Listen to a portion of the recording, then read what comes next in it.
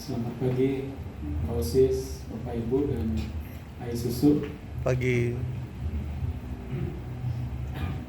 Terima kasih sebelumnya saya bisa diberi waktu untuk sharing komuni, dan sangat berterima kasih juga karena kasih Tuhan saya bisa berdiri di tempat ini seperti ayat sharing saya tadi ya. Saya perkenalkan, nama saya Charles, istri saya ini. Kami diberi 4 anak, 3 cowok dan 1 cewek. Saya lahir sebagai anak tunggal di dalam satu keluarga yang cukup majemuk, karena saya melihat beberapa keyakinan dari kami ya, papa mama.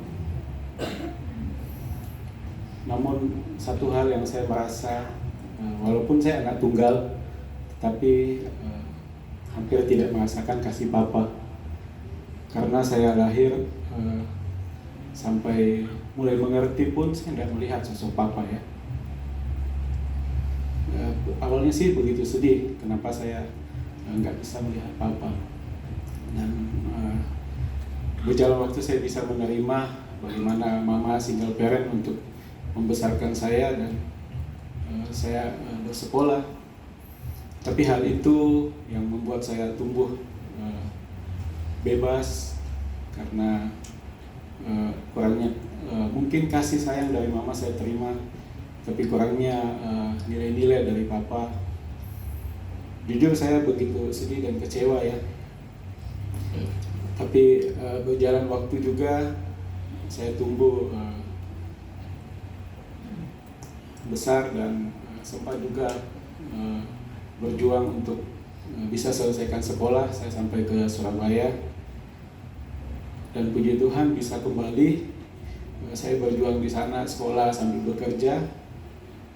Sebenarnya papa saya sih orang mampu, cuman karena saya nggak tahu satu dan lain hal sehingga kami terpisah ya. Tapi saya sebagai laki-laki waktu itu, saya anggap saya akan terus berjuang walaupun tanpa papa ya. Dan saya sekolah sambil bekerja, dan puji Tuhan bisa selesai walaupun saya nggak bisa lanjut untuk kuliah. Dan selesai SMA saya balik ke Makassar. Setahun kemudian saya bisa dikenalkan ya sama istri saya, dan bersyukur melalui perkenalan itu saya bisa kembali untuk dekat Tuhan. Dan kami berkenalan kurang lebih 2 tahun, kami menikah. Namun setelah 2 tahun kurang juga pernikahan kami, ada satu hal yang kadang saya sulit menerima, sehingga saya begitu menjauh ya sebagai tanggung jawab papa atau kepala keluarga. Kami sering berdinamika, banyak sekali hal yang terjadi. Saya seolah-olah waktu itu merasa kayaknya pernikahan kami tidak akan bisa bertahan.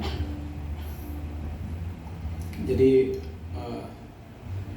dengan dinamika yang terjadi, bahkan banyak hal ya, saya punya hidup dunia, saya kembali hidup dunia yang hampir saya merasa hampir semua dosa saya lakukan. Kadang berdinamika, saya bisa menyakiti anak-anak saya, menyakiti istri, bahkan orang tua dan mertua saya. Walaupun bukan menyakiti secara fisik ya, tetapi kadang kalimat atau hidup saya yang begitu tidak menjadi panutan sebagai kepala keluarga. Namun bersyukur, saya ingatnya sekitar tahun 2011 bulan 12 waktu itu, saya di WA oleh seorang brother ya. Hari ini dia tidak ada di sini, Bro Hansen lagi berduka ya. Saya di WA Bro Hansen bahwa ayo bro, saya banyak hal yang saya bisa berubah. Loh, kenapa? Saya bilang, karena saya bisa ikut satu Bible study. Saya bilang, oh oke, saya akan ikut. Kebetulan waktu itu memang ya, saya merasa hidup saya kacau sekali ya. Akhirnya saya ikut, dan dalam Bible study itulah saya bisa melihat ya, ternyata saya sekian puluh tahun juga dari mama juga biasa ajak sebagai orang Kristen, saya menikah juga, tetapi saya tidak melihat firman Tuhan itu dalam, dan saya merasa tidak ada yang membantu untuk melihat diri saya, melihat jauh dalam hidup saya di hadapan Tuhan. Tapi bersyukur dalam saya bisa Bible study, di situ ada brother sister yang membantu saya melihat, mengajar, membimbing saya, sehingga saya bisa melihat. Salah satu yang paling jelas adalah waktu itu saya teringat saat belajar tentang dosa-dosa saya.